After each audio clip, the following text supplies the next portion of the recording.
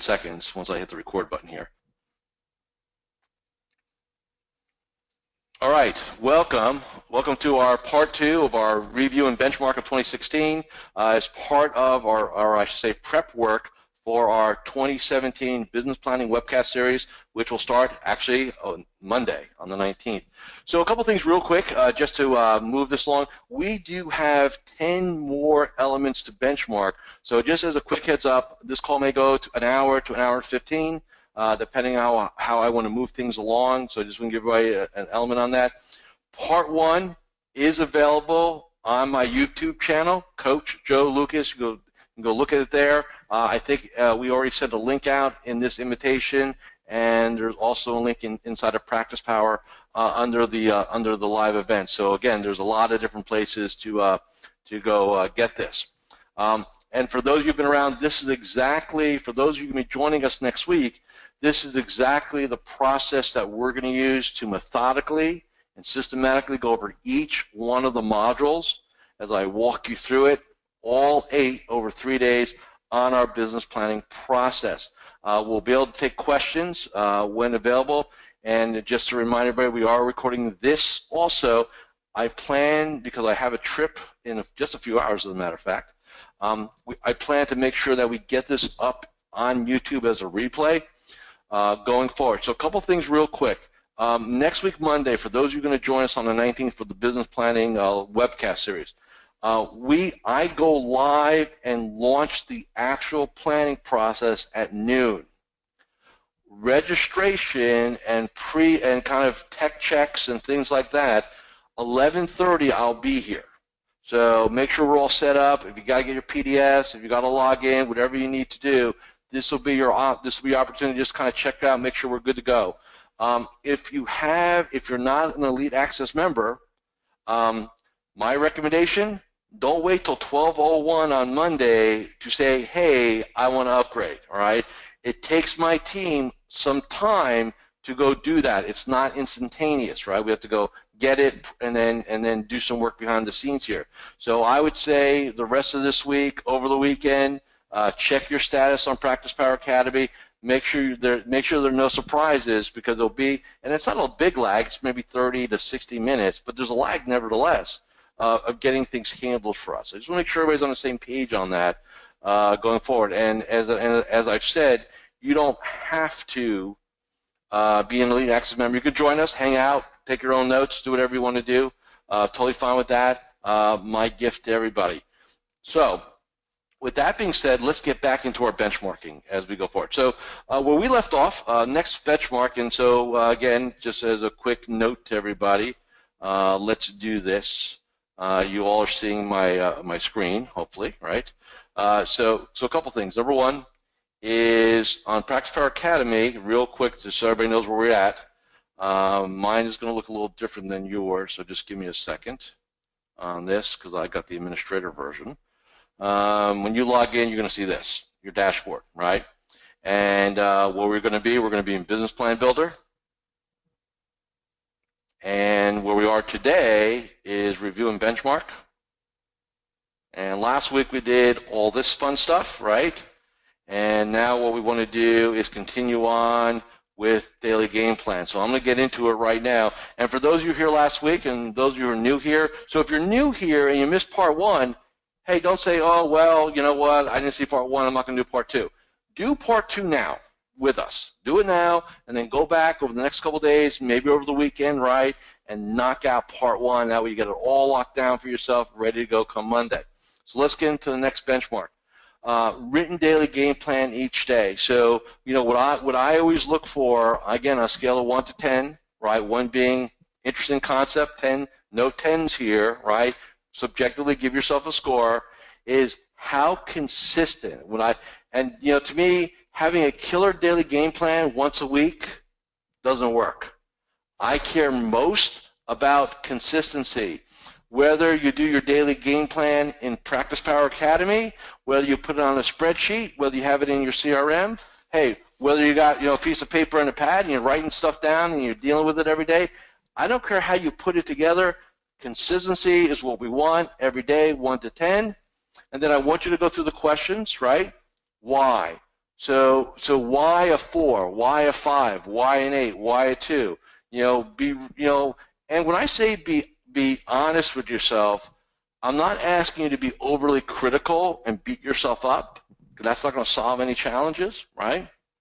What I need you to do is see it for what it is, not delusionally better than it is or worse than it is, right? So be very honest with yourself on that. And as you're writing or typing, depending on how you're doing this, right, the next thing I want you to do is think about, okay, now that we know why you gave yourself that number, what's next? So what must you do to improve the score? And to me, knowing why something works is valuable. Knowing why something doesn't work is sometimes more valuable. So how did you sabotage? Did you not do your morning ritual consistently, which is what we normally see, right? No morning ritual, no daily game plan. 1A, 1B, they're linked very tightly, right? Did you do a daily game plan and then forget about it and kind of put it off on the side on your desk and just kind of let it go? You got to say why, what happened there. You need to understand that. And then what do we do to get better? I'm going to give you a couple things real quick. Number one, commit to the morning ritual. It's hard to do a daily game plan if you do not have a monthly game plan. So while I'm all for business planning, otherwise I wouldn't be spending 3 days next week doing it, it's a nice exercise, but unless you can tie it into a monthly game plan and a daily game plan, it's a nice exercise. It doesn't extrapolate down into what we need to do every day, right? So again, I want to make sure on that. And then why is it a must? To me, it's very simple. There's economics. Remember something. Daily game plans are not about how much time you're going to spend doing something. Daily game plan is about output, about productivity, about actions, about activities, right? Those things lead to optimization, referrals, revenue. So that's why it's a must. Now, question I have for you, again, more of a hypothetical. Price you're going to pay if you don't fix this, if you don't go from a 7 to a 9, from a 4 to an 8, right? Improvement. And I just want to remind everybody that I'm not asking for, nor would I expect perfection. I think for a lot of us, that's unrealistic. But if you can go from a 4 to an 8, let me tell you something. That's going to have a meaningful, positive economic impact on your 2017. That's what we're shooting for, right? Incrementally, moving it forward. So again, I want you to think about the price you'll pay. And again, not just the economic number, but aren't you tired of really running your business by the seat of your pants? Right? I call them make a day, right? Coming in every day, making it happen. You kind of whack-a-mole, right? Aren't you tired about not having your arms around things? Right? Being systematized, being organized. So again, give yourself some notes on that. Again, whether you're typing in PracticePower or you're writing whatever you want to do. Again, let's make sure we move that forward. Next piece. Then these are two separate pieces, and so you kind of get what we're going to do here going forward, but I want to spend about 5 minutes on this. So this has been very interesting to me as a coach and as a business person. I can't tell you in 20 some odd years what percentage, but it's unfortunately way too high. So I'll talk to an advisor. They may be referred to me. They may be a website member. They may have wandered in off the internet. However, right? I'll give anybody in this industry a half hour of my time. No questions asked. No sales pitch, just talk. I learn a lot also, so it helps me also, right? And I would say 75% of advisors who profess to do planning, well, hey, do you do financial planning for? Oh, yeah, we do this. If you're at a firm, they have their planning software. If you're independent, maybe you're using Money Guide Pro or eMoney or something like that. Yet, if I ask the question, tell me about your current up-to-date written financial plan, they go, oh, well, I don't have one. And then my brain goes, well, how can you demand something of a client or prospect that you're not willing to do yourself, right? And to me, I'm not saying you have to go show it to anybody, but how can you be congruent? when, hey, we need to do planning, I'm planning centric, I love financial planning, you don't have your own plan. And look, I don't care if you've got a $10 million net worth or the IRS is tracking you down and American Express has a hitman on you. Don't care. You need to put a plan together, right? So that's number one. Number two, business budget. I don't care if you work for a firm or independent. What are you going to invest your money on next year? You know, people say to me, Joe, what's the, and let me kind of, nip this quickly here. A lot of times I'm asked, well, Joe, what's the percentage of my revenue I should spend on marketing, on overhead, on this, on that? And the reality is there's no standard. There are ranges, and here's why. If you're doing referrals, introductions, and optimization, you're going to have one business development budget, right? Mostly client events and like little gifts, right? Gift cards. If I'm doing centers of influence and seminars and rollover workshops and radio and all this other jazz, right? I'm going to have a vastly different budget. So that's why I'm saying comparisons sometimes don't work. So ask yourself the question, scale of 1 to 10, honestly, where are you? Plan, business budget. Number two, why did you give yourself the number? Number three, what do you need to do? And I think the simple thing is get them done. Be congruent, right? And like I said, I don't care about how much money you have or don't have. Do your plan. Some of you need to learn your own software, quite frankly. Good idea to get that done. And again, the why for me, which I hope it will be for you, it's about being congruent. It would be really nice to be able to sit down with a prospect and say, hey, first order of business, let's come up with your financial goals. Let's come up with a plan. Let's get a vision together. It's critically important. And you know in the back of your head subconsciously, you've done it yourself. You're speaking the truth. That's why it's a must. On the business budget, how are you going to know what you're going to do if you don't have a sense of it? And look, does that mean that I'm asking you to go like to QuickBooks or Quicken? You don't have to do that. If you want to do a simple spreadsheet, I'm fine with that. But figure out how you want to handle that, okay? And then in terms of the price, it's very simple.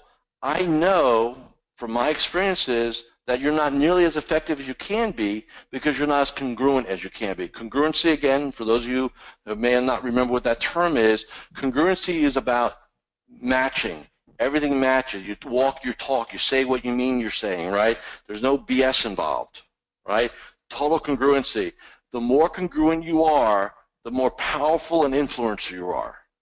So remember that. The more congruency you have, the more power you have, right?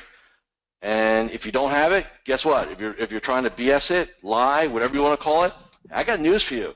You can say what you want to say. Human beings know BS when they hear it. Subconsciously, we're sensitive to it. So if you've got somebody, a prospect, and you're walking through a process, right, and you say, hey, let's do a plan, and you don't have one, and then you wonder why they didn't say yes or they want to think about it, and you say, man, I thought this was going really well, there's a very strong probability the reason why they're hesitant is there's something that doesn't feel right to them. Congruency is sensitive subconsciously, not consciously. That's why you need to get the plan done. All right, so just want to make sure we're clear on that. Next benchmark. For those of you who are watching me, you know, I live a healthy lifestyle. I take care of myself. I always have gas in the tank. That's my commitment. I'm not asking you to run marathons, triathletes. I'm not asking you to get on the cover of Men's Fitness, Vogue, any of that stuff, right? I'm just saying is, look, this is a business of energy. Energy falls into two categories here. Emotional energy and physical energy. They're both, you know, you don't feel good physically, I don't care. You're not as sharp, right?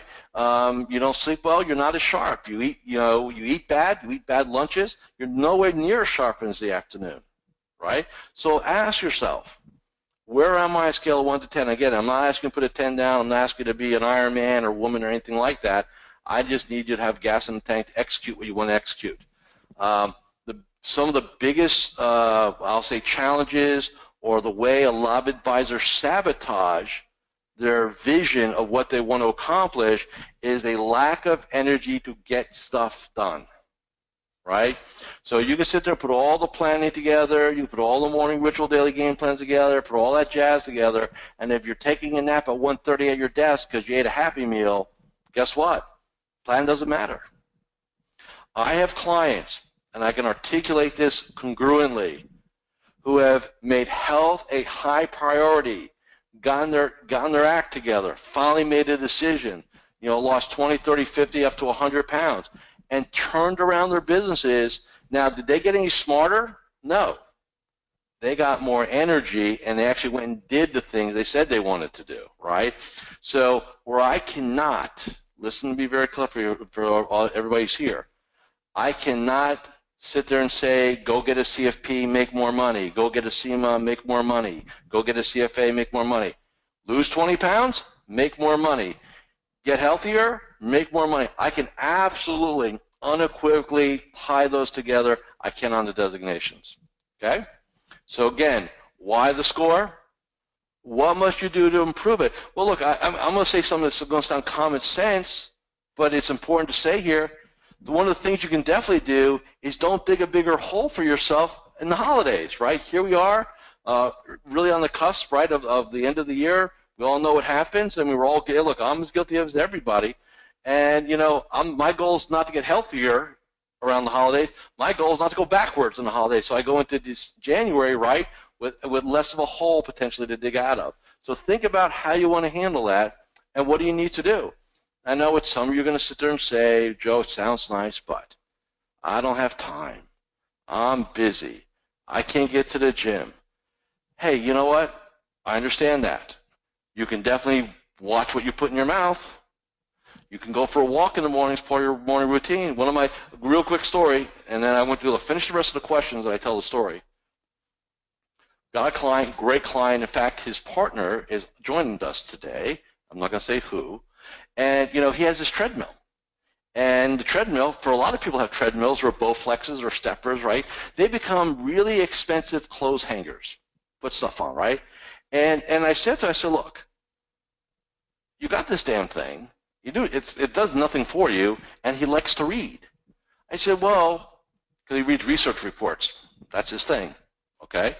I said, look, right now you read the research report how? Sitting in your easy chair with a cup of coffee. Right?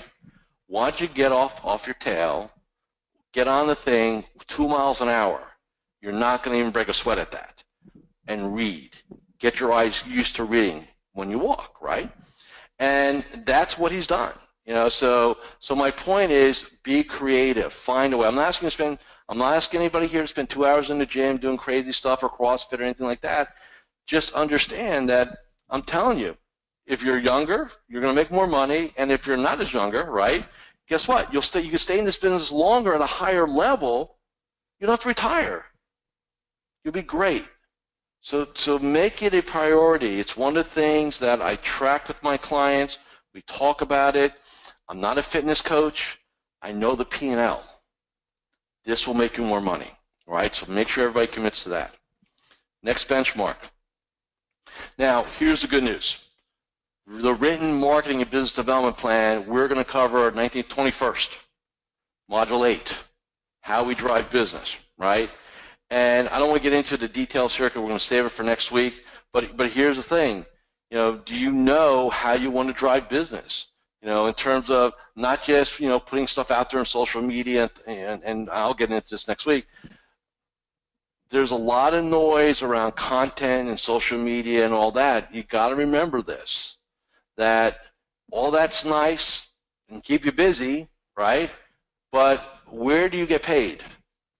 How many followers you have on Twitter, or how many clients you have that invest their money with you? Remember, the end result is what matters. A lot of people get caught up in, Twitter accounts and LinkedIn contacts and all this other jazz. You got to remember something. It's nice, doesn't pay the bills. So keep that in mind. So on a scale of 1 to 10, how well do we do at not only having it, but actually also executing it? So how were our referral strategies this year? How well do we do at our client events? How well do we do at optimization? How well do we do with our website and our social media and our newsletter and all those things, right? How well do we do all those things? So give yourself a score. Why the score? What do we need to do to improve it? And look, for some of you, maybe, hey, do Module 8 next week. That will really make it work, right? And why it's a must. So again, go through the process here. I'm not going to spend the time, 3 to 4 minutes on each chunk because I want to get us out of here at a reasonable time.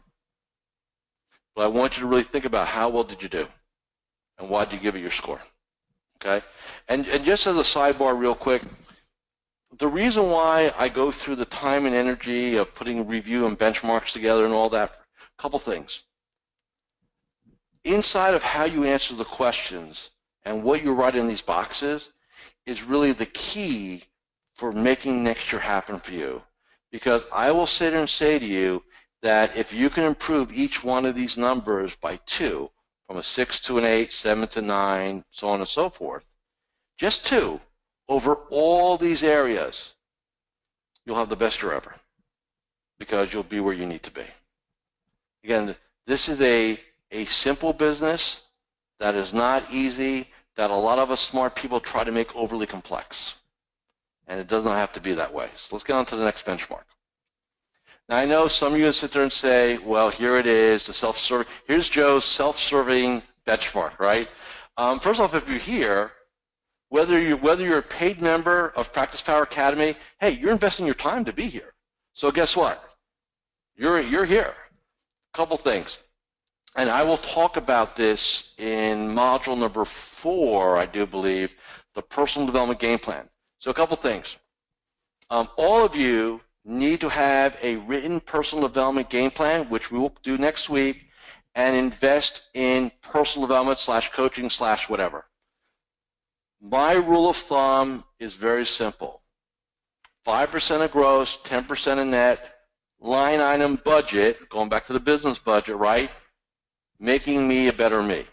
Now I've done this, and I don't know even where I don't know if I heard it from Brian Tracy, or I don't think Tony said it. I read it somewhere years and years and years ago. Maybe even Zig Ziglar, way back when. That you should, again, always be reinvesting back in yourself, right? But then, okay, that sounds nice. What, $1, $10, $100? So I just came up with this formula literally 20 years ago, and I've done this for as long as I can remember. And here's really the cool thing. If you're just starting out in this business and you're making maybe 50 to 100 grand, and I'm going to keep things on the net side, on the gross side. So if you're doing 100 grand, and 5% of 100 grand is 5,000. Well, you know what? You can definitely join PracticePower Academy. You can probably work with one of my coaches. You can go to a couple conferences. Some things you can do, right?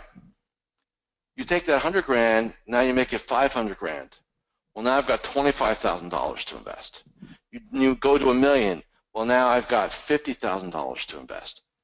What's nice about doing it on a percentage basis, you have hopefully the goal is to have every year you have an increase, right, in absolute dollars. And at some point, you can hire the best coaches, go to the best workshops, attend the best conferences, be in the best masterminds, and that's what I do, because I'm committed to spending that. For some of you, you have, if you're at a firm, you have, these pre-tax dollars set asides. If you don't use it, you lose it, right? Think of it the same way. If I don't spend it, if I don't invest in myself, I lose it. 5 to 10% net gross. That's what we're going to ask you to do. I'll hear talk about it next week. So again, scale 1 to 10. Where are you with that? Score. What you need to do. Why is it a must? And then work through the questions on that. Again, whether you do it here now or on your own time. But again, get that figured out. Have a game plan. Like I said, we're going to cover it next week in module number, I do believe again in module number 4. Next benchmark, mastering the principles of influence and meeting mastery. So inside, and you know what, here's what I'm going to do, because I'm logged in anyway, right? So instead of me telling you about it, I'm going to show you the advantages of being here, right? So after you go to benchmark, and we go to dashboard here, there's something here called the Sales Training Center. In here, there are 2 separate programs. One, Meeting Mastery, which is all 27 modules. So Meeting Mastery is 27 modules of how to put together an entire 3-meeting process: understanding values and rules, blueprinting, first meeting syntax with questions, second meeting syntax with questions, presentation, third meeting questions, presentation. All of it's here, right? Sequentially, it's probably 25 hours, that one alone. Second program, MAP, is a derivative of human beings. So this is where you get your PhD in human behavior. This does not talk about the meeting process per se. It's really about understanding how people make decisions, what motivates them, what influences them. So 2 separate programs, both of them by themselves, very important to go do. So I just want to bring that up to everybody from that perspective. So that's what it looks like going forward. Getting back to our benchmark. So let me ask you all a question as you're thinking about, again, meeting, how do I do in my meeting process? How do I do in my influence process? Here's really the key thing. When you sit down with somebody, to me, here's something there's nothing more frustrating to any human being, whether you're an advisor or a coach, you're a business person, and you're sitting down with somebody, and you like them, and they need your help, and at some levels they want your help, but you get those words, right? Well, let me think about it. I don't know if I want to make any changes right now. Let me get back to you, right? And you sit there and say to yourself, what did I miss? I'll tell you, you missed something. And between meeting mastery and MAP, to go through those 27 each, you're not going to miss, because you're going to know exactly how your prospects are wired. Think about, again, and I want you to do the numbers and stuff like that, but here's what I want you to think about. And I think for this one especially, I want you to go down here. What is the price that you'll likely pay? I want you to just think about the last year or two, some of the key people that came in front of you that you did not close, that you did not get the yes for. And I want you to stop and think about it for a second. If they had said yes to me, how would my world be better? If I had gotten them over the hump, how would my world be better? And I want you to think about that, because that's what's at stake here. Not just for you, by the way. I know, look, we can make this all about us and selfish and so on, but to me, if I've got somebody, an advisor in front of me who's thinking about or looking for a coach, and I determine that I can help this person, and they definitely need my help, I feel I have a moral obligation to get them over that hump, no matter what it takes. And for some of you that I think are here that are personal clients of mine, you can attest to that. And it's not that I sit there and hard sell you on things. I just have to have it happen. It's like a doctor not treating a patient. If I let you leave my office and I don't prescribe something for you, or I don't get you to take an action to improve your health or to keep you alive, what kind of oath do I have?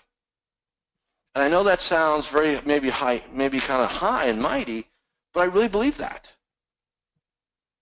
And this is not about being salesy. This is just about being authentic and caring. See, what most advisors don't do, and I say this, and I don't want to get too deep into this because I can spend a day on this, but let me make this statement. Most advisors operate their meeting process and their communication at a highly superficial level. They'll float around here with pitch books and fact finders and planning and all. I'm not saying unimportant, but where the rubber meets the road with another human being is, are you willing to get down and dirty emotionally with them? Are you willing to ask the tough questions? Are you really there to probe? Great example. One of my platinum partners. We had a call this morning. We've got a sales. I don't know the word sale, but it's a sales situation. Prospect was referred, has an advisor at a major firm. Not going to get into names. Doesn't matter, right? $2 million. This is not some small stuff, right? Here's from the person once a quarter. Maybe gets a meeting once every couple of years. They use third-party managers. The client doesn't know what she's in, why she's in. They have no say, right? So, we can sit there and put together this really cool presentation and all this pitch book and jazz, but you know what my guy does? He said, well, tell me about how long you've been there. Why are you there? How'd you end up over there? Are you with the same advisor or not the same advisor? Well, we find out. We're at this major firm. We're on advisor number 3, right? How's it make you feel? Are you okay with that? Like really digging in and spending time, not bashing the competition, but uncovering the emotional scenarios around that, right? Most advisors don't do that. Why? Because it doesn't feel good. And you know what? Get over it. Be a little, be uncomfortable, make a lot of money. Be uncomfortable, help a lot of people. That's what meaning mastery is about. Everybody here has got to remember the business we're in. We're in the people business. And in the people business, you can do 2 things. You could try to sell them on things, right? And we don't know how that works these days. Or you could be authentic and be an influencer and be congruent and be passionate. And at the end of the day, even if you don't get it, even if they still reject you, you know what? You can say to yourself, I did everything reasonably possible to make this happen. And at least you leave with a clear conscience versus, wow, maybe I should have done this or that. Okay? So again, very important. Next benchmark. We're going to spend time, this is part of module number 8. This, by the way, relatively new, only I think maybe a couple years old here. Core story, statement of preeminence. Let me explain what they are first. And then for some of you, this will be like a 1 or 2 because you're like, wow, I never thought of that before. So let me explain, I'm going to flip it. So let me explain statement of preeminence first. I'll explain core story second. So statement of preeminence, it's a very simple question. If I came up to you, or I was in the market for an advisor, and I asked you this very pointed question, why should I hire you versus anybody else? How do you answer that question? Is it, here are the 5 reasons why. 1, 2, 3, 4, 5, right? Boom, you know it, you believe it, it's congruent, it's solid, right? Or do you go, well, we're very client-centric and we believe in like holistic planning and like you're struggling with it, right? You're making stuff up on the fly. It sounds bad. So how do you answer the question? Why you? And I'm going to tell you what I believe. And this may sound arrogant, and I'll say it again next week, so you'll hear it twice. You have to believe that you are preeminent in your marketplace, that you are the best, that you know what, you'd be crazy to go to somebody else, that we are superior than our competitors. Now, why do you have to believe that? Because that's what they believe. And this is not about being arrogant. So let me be clear, because a lot of people say, oh, no, Joe, that's really arrogant. If I say it that way, it's arrogant. But if I believe it, I become preeminent. It's a mindset. It's not some BS mission statement. Over years, clients have said to me or prospect, hey, I want help with my mission statement. Okay, tell me why you want a mission statement. Well, because that's what businesses do. They have mission statements, right? And here's the thing I want you to, and for those of you who have a mission statement, I'm going to give you a little test. Can you recite your mission statement verbatim? Because if you can't, it's BS. So either you have a statement of preeminence. Somebody says to me, Joe, why should I hire you as my coach versus anybody else? Here's the reason. Number 1, you're never going to have anybody care more about you as a person, a professional than I do. I give a shit. Number 1. Number 2, I'm willing to be paid on contingency. In other words, I will put my money where my mouth is. If I don't grow your business, we don't improve your results, you don't pay me. You talk to any of my other colleagues, will they give you that same deal? Number 3, you're not going to find anybody that's got more practical hours working with people just like you in the trenches one-on-one. I'm like the airline pilots that's got 50,000 flight miles. If you're in the storm, who do you want flying the plane? Somebody who's trying to figure it out, or somebody who got let go by corporate and they were just a trainer, or somebody who's been here, done this hundreds of times? That's my statement of preeminence. I don't have to think about it. I don't have to make it up. I believe it. That's what a statement of preeminence is, okay? Next, core story. So what's a core story? Core story is sort of a case study, if you think of it this way, case study version of the statement of preeminence. So if I said to you, I'm going to give you 3 minutes, and I'm going to put you in front of 100 of your ideal prospects in only 3 minutes, and I want you to come up with one client story that you can articulate that would, in one scenario, showcase exactly why you're better, different, superior than all your competition. Whether because you went above and beyond, whether because you did, you pulled somebody out of the fire economically, you just cared more, you communicated more. What's the story? And I mean an actual, let me tell you a story of one of our client scenarios. Again, you don't use names. And I'll give you a great example. A couple weeks ago, we were in Orlando, Florida. I did this live for a small group of my clients that were invited. And one of my personal clients is in the room. He's been a client of mine for well over a decade. And I go to him, I go, Phil, why don't you share your story with everybody? And Phil goes, well, I've got this couple. They came to me, they were referred, blah, blah, blah, they're older. And they're not in good health. I take care of them. I talk to them every month. I visit with them. And, it just so happened that the husband fell and he had to go to a rehab center for a period of time, several weeks. And they only have each other. And so what he would do personally himself, once a week, go get her, drive her the 20 minutes to the rehab facility, drop her off, let her visit, he'll go do certain things, come back, get her, take her home, because they have no children locally. How many advisors would do that for a client? He tells that story every time he gets, every opportunity he gets.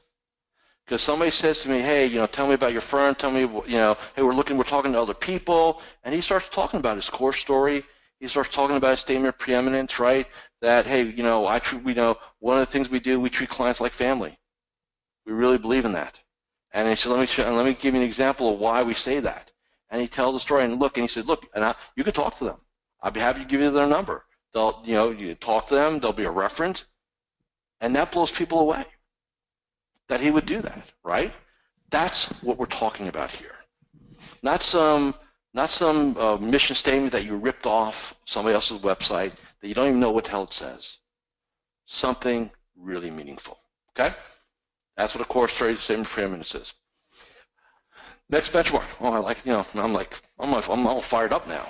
So, next one, technology. Now, let me say this very carefully.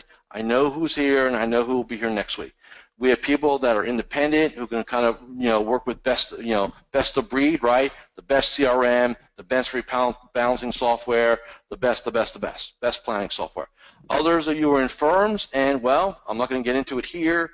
Some of you guys are still analog in the digital world. It's unfortunate, but it is what it is. But here's what I want you to think about this question. No matter what your platform is, have you maximized it? So in other words, have I deployed all the technology that's available to me by my platform? Whether it's an independent platform or a wirehouse platform, doesn't matter.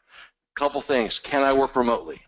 And every firm now you can do that. So, and do you do that, right? So do I take Fridays and work out of my home? If I'm going to take it, if I live, and I've got this going more and more, if you're up in an area that, especially this time of year, starts getting a little cool out, right? Hey, can I go to Florida or Arizona or California? And if I wanted to take a week, if I wanted to do that, could I set up shop and be effective, right?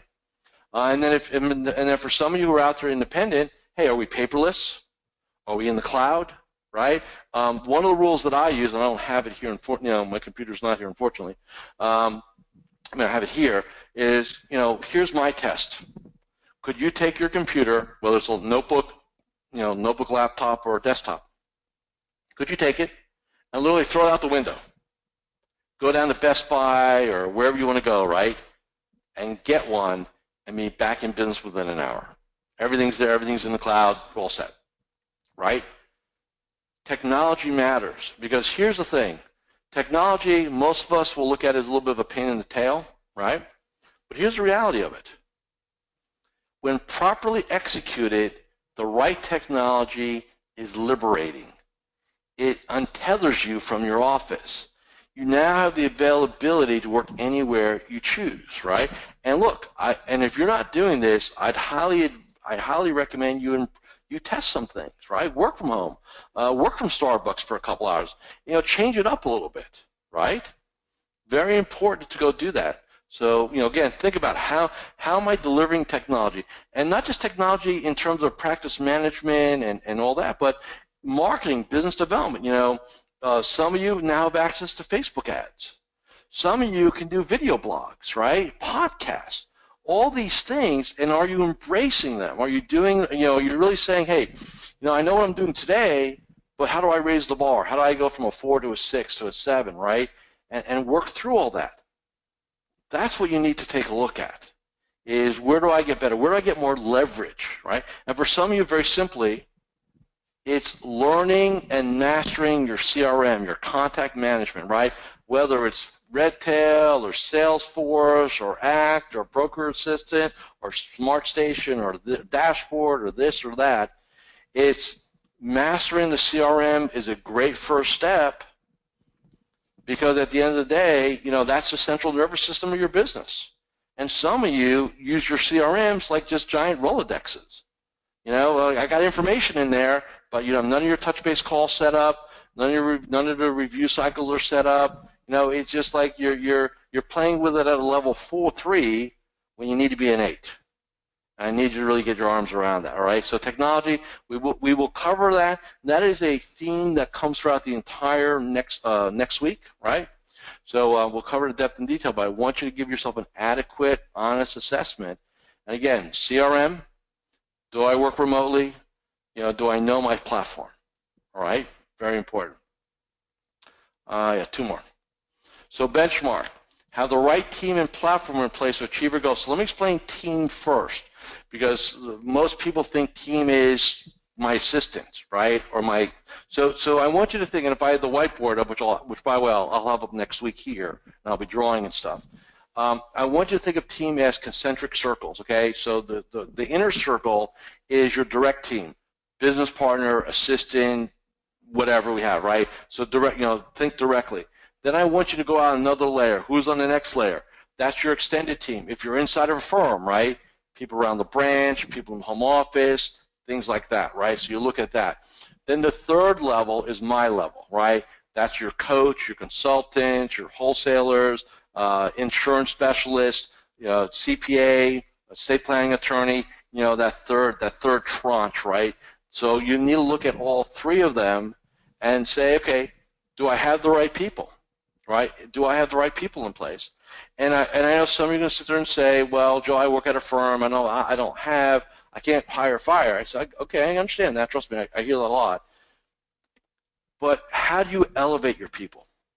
See, here's one of the things that I learned. I think some of you here, I think a couple of you were with me for a couple of the, for Team Mastery. I've got this program called Team Mastery. Talks about teams and partnerships and things like that. And, one of the reasons why most advisors are frustrated with their team is they lack the leadership concept, the leadership standards, the protocols, the platform to be effective. And let's be very, think about this for a second. And again, most of you on this webcast, you got in this business because you either like planning, you like the market, you like people, you like all the above. How many of you got into this business because you want to lead a team? Hey, I want to go lead a team. Well, let me be a financial advisor, right? It's like it shows up one day, and you're like, oh my God, I got to go figure this out, right? And I did a deep dive 2 years ago, looking for leadership programs specifically around advisors, and I found very few. And in fact, the firm that I was hired to go do this with had several of my colleagues in, and they all failed, where I did not. And I don't mean to say that to kind of toot my horn, but my point is, if you have the people that you have, if you cannot change them, you must elevate them. And the way you elevate them is you don't tell them what to do. You lead by example, right? And look, one of my goals next year inside of the academy is, it's literally 12 hours, is to record the entire team mastery program. It'll probably be 40 modules, and give it all to you guys so you have it for your teams, especially if I don't get an opportunity to do it live, okay? So, but I want you to think about that. And then platform. Do I have the right CPA I refer to? Do I have the right estate planning attorney I refer to? When I think about my insurance partners, do I have the right people there? Do I need to look at somebody a little bit more that can support me in point of sale or things like that? You know, all those things are important, and we need to take a look at that. Okay? So I just want you to think about it, and I know, like I said, some of you work in firms, it's easy to get frustrated. Hey, look, I'm not saying you can, if you got somebody, I'm not saying you can take somebody who shouldn't be in the business and make them a superstar. I'm not, again, not delusional, okay? But if you give yourself, if you rate your assistant on a scale of 1 to 10 to 2, I'm not going to sit there and say, hey, we'll make them a 9, 10, because I don't know if that's feasible. I sure know it's feasible to take that 2 to turn it into a 4. And turning a level 2 assistant into a level 4 assistant, while still not passing at 7 in my brain, will still take you a lot, will still help the cause in the short term. So I want you to think about it. And then as far as platform goes, I'll just make the comment this way. You know, people hire you because of who you are and what you and your direct team bring to the table, not what's on your business card. I don't care if you have a little stagecoach or have this or that, irrelevant. And I felt that way for 20 plus years. I feel even more strongly about it today than I did 20 years ago. Remember, the reason why people are with you today is you and what you do personally, not your firm. Okay? So I just want to make that comment here without getting into, well, White House is better than independent. Is an RA better than being an independent? Do you need your 7? I mean, that's just, we don't want to go that. This is not the place for that conversation. Okay? Just make sure you understand platform's platform. You're the issue. You're the product. You're the man. You're the star, not your firm. Okay? Last thing. And then I got a couple tidbits before we wrap up. So, last benchmark, ideal life, sustainability, iAdvisor. Module 1, which we'll do Monday morning, or Monday afternoon, I should say, well, depending on, I guess, where you are. How do you feel about yourself? How do you feel about what you're creating? Do you think you have a job? Do you think you have a business that makes some money? Or do you think you have a platform? And this, again, this is a shift in psychology here. Or do you think you have a platform? Your business, I look at it as a platform that is the initiator, the enabler, the resource to go create an ideal life and lifestyle. And because there's no retirement age, creating a sustainability. Now, what does sustainability mean? That you're doing it at a pace that you can say to yourself, you know what, this is good. I work, I take care of my clients, I take downtime, I take strategic time, I've got abundance, I've got a vision, I'm excited. Because here's what happens. And I talked about it a little bit last week, but I want to kind of give it a different flavor this week. One of the reasons why I have Module 1, and by the way, next week, for all of you who are going to be joining us, Module number 1 is my gift to you all. You don't have to be a paid member and lead access member. Module number 1 you can do online. You can't get the PDF, but you can do it online on me. Don't need anything from you. Here's why. I think the concept of waking up in the morning on a quest, a magnificent obsession, where you're like, you know what? I'm going to go do this thing business-wise because this is what's going to get me. And you can tie it all together. Here's the reality for everybody. You're not a financial advisor, and then when between the hours of 9 to 5, I'm a financial advisor, and then before that I'm not, and at night I'm not, on weekends I'm not. Guess what? That would be like me saying, well, I only coach advise. I'm only a coach from 9 a.m. till 6 p.m. every Monday through Thursday. I'm a coach 24/7, 365. It is a lifestyle business for me. It is a lifestyle everything for me, right? And here's the point I'm driving at. And I want you all to be very honest. And I did this, by the way, live. And I know the answer, but I want you to think about it. When's the last time you went an entire day, 24 hours, and did not think about your business, your practice, or your clients? 24 hours. I can maybe think of 2 hours, maybe 3. And I'm not talking about when I'm sleep is sleep, right? It's different. But think about it. If you're passionate about this is being an advisor is a lifestyle business. It's like being a doctor, priest, rabbi, whatever you want to, again, whatever you want to, however you want to kind of put the, do that.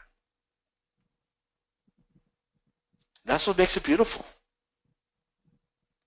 That you can make $500,000, $1 million a year, $250,000 a year, right? Whatever you think, whatever.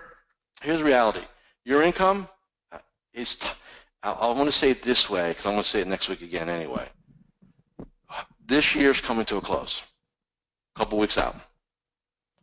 Your income this year is a direct derivative of this year, last year, and your previous year's psychology. So in other words, your revenue is what you believe it's worth to you, what you believe you're worth. Sabotaging, playing office, not doing a morning ritual, not doing these things. The reason why you are where you are today is your past psychology.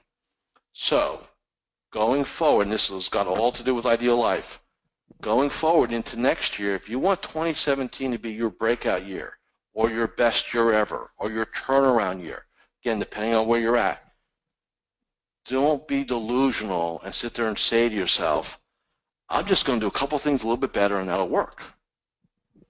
Or I'm just going to take more action. You won't, because that's what you've been telling yourself for 20 years. The instrument of change is how one perceives themselves and what the vision is and what the quest is. So I want you to think about scale of 1 to 10. Do I look at this as a business, as a job, as survival, as something to do, or have I constructed something a little bit greater than that? Because what I shifted as a coach really quickly, and I got one more thing to tell you, is I used to be all about the business plan. In fact, if you could, for those of you who are members of Horse's Mouth, you can go back to the early 90s and see some of my earliest work. I was one of their first contributors. And you can see I was all about the daily game plan. I was all about the morning ritual. I was all about business planning, right? And over the last 10 years, here's what I realized. I had a lot of guys and gals making a lot of money, still weren't really happy. Bank account was good. Business was good. Them, not so much. And what I realized was that unless you have something even more compelling than a business, a real life plan, and not one to just kind of get by, but for one that really excites you. And you'll see this on Monday when we do the Module 1. That's what it's all about. Okay, so again, scale of 1 to 10, how close to ideal are we? Sustainability, taking the downtime that we need. Oh, iAdvisor real quick. So again, let me, for those of you say, well, what the heck is this iAdvisor thing? So back out here to dashboard. Advisor, it's now called Advisor 2025 Magellan. There's some alternative practice models. The Advisor 2015, we're going into 2017. Years ago, this was the first program. And then iAdvisor became the second program. I actually have a third one called Magellan, the latest iteration, put together literally a couple months ago. I've not yet released it because I'm tweaking it out. It is the next evolution of iAdvisor. I welcome all of you to take a peek in there over the holidays. Take a look at it, see, understand the principles and the concepts of iAdvisor / Magellan. So that's our review and benchmark. I want to show it. So again, work through that. Get that all wrapped up hopefully by Monday. And then Monday, we're rolling here. Module number 1, question 1, and I'm going to go live, and we're going to go through this methodically. Question 1, question 2, question 3. We're going to do that. Hold on one second. One thing I want to show you. That's what's nice about being able to walk around. Yeah, I did not leave you. So as far as setups for next week, again, you're all going to be joining me. You have the option, again, so let me reiterate this because I know it'll save some time next week. So when you go to business planning, when you go to Planning Center, the business plan builder, up here, again, depending on if you're an Elite Access member, so if you're an Elite Access member, you can go ahead and grab the templates, right? Here's the entire business planning template. You have access to it. So if you're gonna print that out and handwrite, that's by the way I do planning for myself. I work off of the template here because I'm old enough to still like to write, I guess, and then I actually put it in PracticePower Academy. Okay, that's what I do. You can do anything you like. My point is this: some of my personal clients who are going to be joining us. When I talk to them individually, here's the way they're going to set themselves up. They're going to have their notebook computer, right? Because they're not going to do anything. Again, good, better, best. Do not do this in the office if you can avoid that. So what some of them are going to do, they're going to take their notebook computer. They're going to go to the library or Starbucks or their house or wherever it is they can go, right? And they're going to log in, or they're going to print out, and they're going to have, right? How you want to do it. The second thing they're going to do is they're going to get their tablet or their phone out. Either one will work, right? And if you don't have this, what I'd recommend you do is go to, again, whether you're an iOS, right, or your Android, right? Those are the two dominant ones. Go to wherever you need to go. Get the GoToWebinar app, and that way you can log in that way with it. Okay, there'll be a webinar code number. You can just put the number in. So you can listen, watch here while you type or while you write. Right. So that may work out well for you. Again, we're going to be recording them now.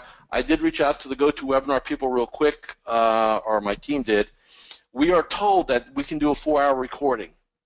So that's going to be our hope, to do the whole 4 hours and get it recorded. So if you happen to have to check out on something, or a client calls, or you got to do something, our goal is to get the whole 4 hours recorded and then get it up on the website as a replay. So if you miss anything, you can kind of grab it real time. Okay. So I just want to let them know. Does anybody have any questions they want to either put in the box here as we get wrapping up here in terms of next week what we're doing? Any questions around that, I'm going to leave the line open for another minute or two. If there are questions, I'll answer them. If there's no question, I'm going to wrap this up and let everybody get back to what they're doing. Again, Monday, we launch at noon sharp for Module 1. I will be here 11:30, making sure everybody's kind of situated and there's no last minute, hopefully no last minute technology challenges. Okay. I don't see any questions on my other screen. So with that being said, I'm going to let you all get back. Hey, so a couple things. I would say energy levels matter next week, right? 12 to 4, 12 to 4, 12 to 4 Eastern. So do yourselves a couple favors. Again, this is just my advice. Obviously we're going 12 Eastern. So eat beforehand, snack during. That's totally cool with me. And we will be taking breaks, so I want to make this statement. I am not going to stand here for 4 hours. Physically, I'll stand, but we're going to take some breaks, right? I'm going to get some water. I'm going to do things I need to do. So we'll probably take 1 or 2 breaks. At the end of each module, we'll take a break. I'm anticipating a 10 to 15-minute break between modules 1 and 2 next week. On Monday, then the rest of the days, the modules are a little shorter, so we'll have a little bit more frequent breaks. But again, you can kind of do what you need to do, stand up, walk. But the beauty of doing this virtually is, guess what? You're not going to disrupt the room. So if you want to go stand up and do jumping jacks because you need to get your energy levels up, or do this lying in your bed, hey, have at it. Totally cool with me, okay? All right, so with that being said, no questions, we're good. Thank you all for taking the time, which is always the important thing, being here. Let's go ahead, wrap up your review and benchmark. Let's get ready to do some great planning on Monday. Have a great rest of the week, great weekend, and I'll see you all back here again. I'll be 11:30 Eastern, ready to go. So look forward to seeing you all there. And with that, we are done for today.